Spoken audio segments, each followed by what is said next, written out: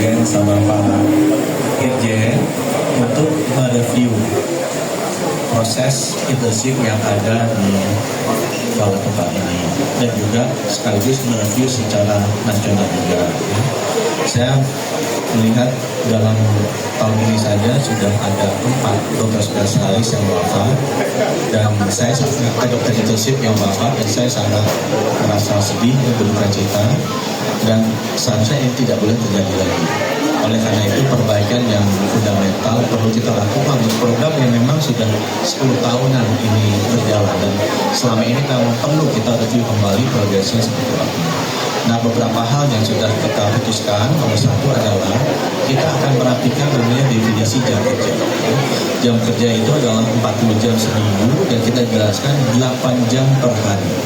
Jadi tidak boleh dipadatkan 40 jam itu selesai misalnya dalam waktu 2 hari 20 jam kerjaannya, itu nggak boleh.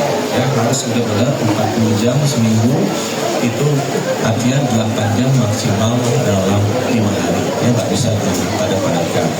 Kita juga dapat masukan bahwa dokter-dokter ini banyak tugasnya adalah untuk belajar, pemahaman, peningkatan kompetensi mereka dan didampingi. Mereka pasien tapi harus ada yang mendampingi. Ini harus dipastikan bahwa pendampingan itu terjadi. Tidak boleh mereka masuk sebagai dokter pengganti. Ya, itu juga kita bahas.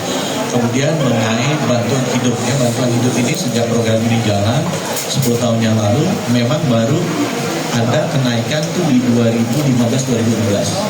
Saya masuk 2021, akhir 2020, saya lihat sesudah COVID 2022 kita review belum pernah naik. Jadi kita naikkan juga yang tadinya maksimal 3,5, kita naikkan jadi maksimal 2,5 tergantung daerahnya di tahun 2022. Dan sekarang kita sedang mereview kembali apakah kita bisa menaikkan lagi terutama untuk daerah-daerah yang masih rendah.